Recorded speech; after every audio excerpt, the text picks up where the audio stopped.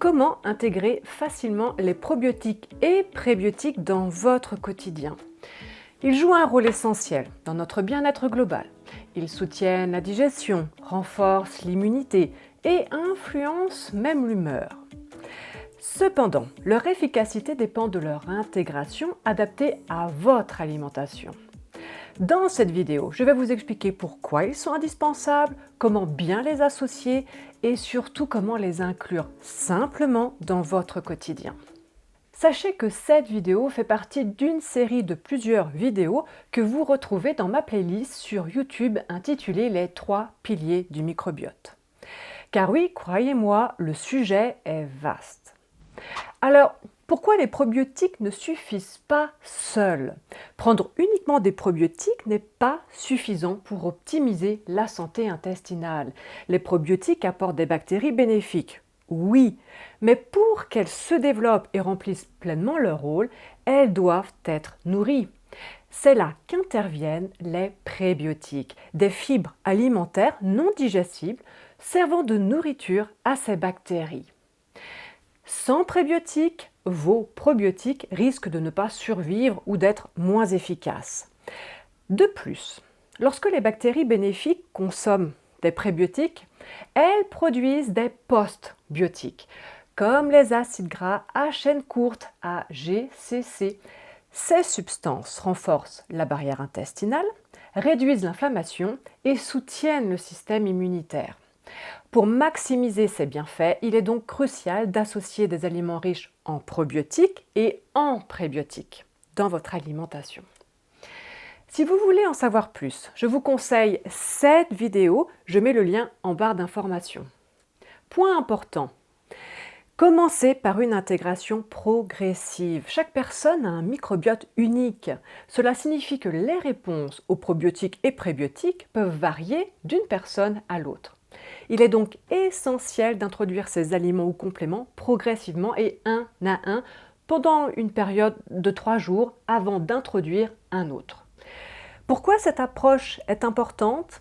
Eh bien, lorsque vous ajoutez plusieurs probiotiques ou prébiotiques en même temps, il devient difficile d'identifier ce qui fonctionne pour vous et ce qui pourrait provoquer une gêne, comme des ballonnements ou des troubles digestifs. Nous en reparlerons dans la vidéo du programme intitulée Probiotiques et prébiotiques, les 8 erreurs à éviter absolument. Alors comment intégrer ces aliments au quotidien? Je vais vous donner des exemples concrets pour chaque moment de la journée. Le matin, pour un démarrage en douceur, vous pouvez prendre votre ou vos probiotiques à jeun 30 minutes avant le petit déjeuner.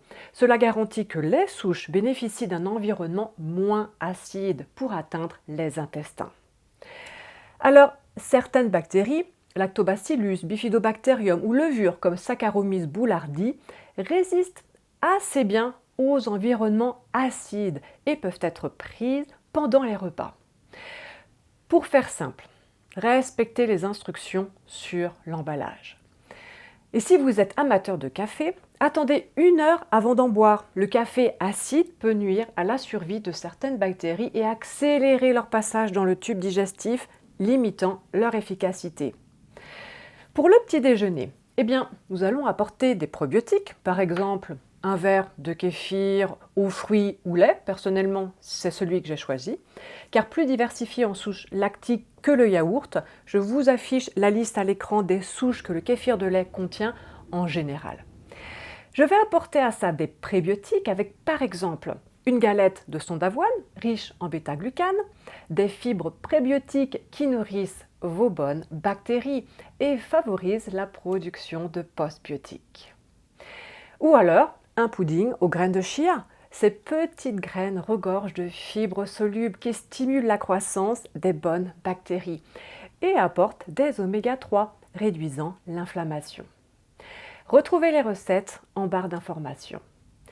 Pour les repas principaux, alliés saveur et bienfaits, préparez des plats simples et équilibrés en combinant des aliments fermentés riches en probiotiques et des légumes riches en prébiotiques.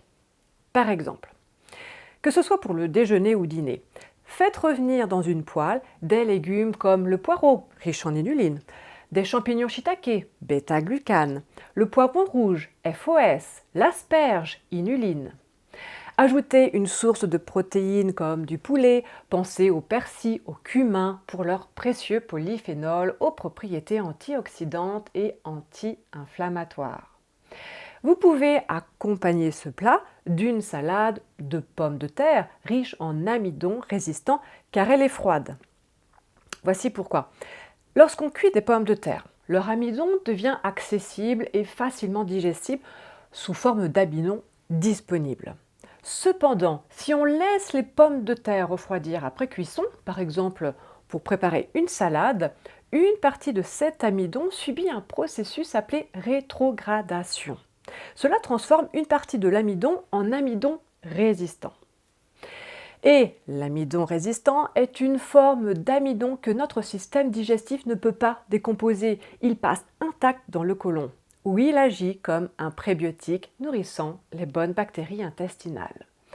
À ce plat, nous pouvons ajouter des probiotiques comme une touche de choucroute crue, de kimchi ou de miso ou de tempeh, voire de pickles, ces cornichons fermentés à l'ancienne, sans vinaigre, pour rehausser les saveurs et enrichir le plat en bonnes bactéries. Choisissez ces produits idéalement non pasteurisés ou préparez-les vous-même car la pasteurisation élimine les bactéries bénéfiques. Sachez que l'ensemble de ces aliments contiennent des souches de bactéries vivantes qui peuvent survivre à la digestion et atteindre les intestins.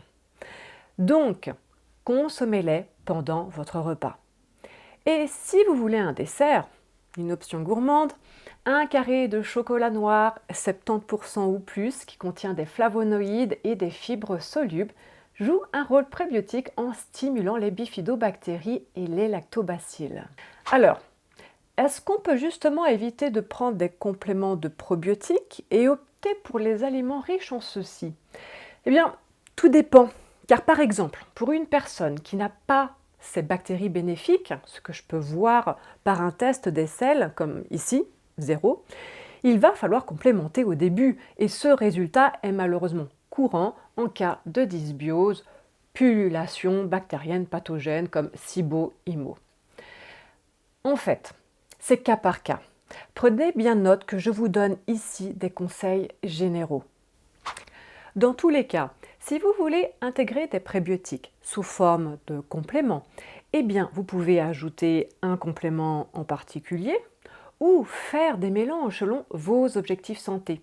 Par exemple, ajouter de la gomme de goire hydrolysée qui apaise le tractus digestif et forme un gel protecteur dans l'intestin, réduisant l'irritation. Ajouter du fucosilactose 2FL, un prébiotique qui favorise les bifidobactéries et lactobacilles, idéal pour un microbiote fragilisé. Peut-être du psyllium qui stimule également les probiotiques. Voici une idée de recette. 1 à 2 cuillères à café de gomme de goire, 2 à 3 grammes de fucosilactose et 1 à 2 cuillères à soupe de psyllium. Il suffit de mélanger avec un verre d'eau, boire avant ou pendant le repas, ou 1 à 2 heures après si vous prenez des compléments ou médicaments, afin d'éviter une réduction de leur absorption. Un autre mélange, ajoutez un mélange de GOS, galactoligosaccharides, et XOS, xylo-olysaccharides et fibres d'acacia, par exemple 900 mg de GOS ainsi que de XOS, avec 1 à 2 cuillères à café de fibres d'acacia. Personnellement, je fais mes mélanges à l'avance dans des petits pots en verre pratiques et rapides. Alors, je vous ai parlé jusqu'à maintenant des aliments à favoriser en termes de prébiotiques et probiotiques. Mais sachez que certains aliments sont à limiter, car si ceux-là sont en plus grande quantité que ceux que nous avons vus, cela peut engendrer le développement de bactéries pathogènes.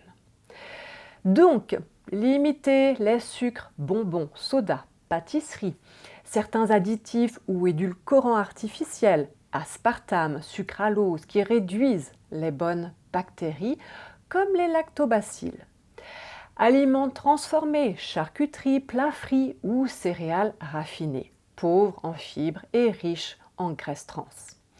Exposition aux toxines comme les pesticides, excès d'alcool, perturbe la barrière intestinale et déséquilibre le microbiote.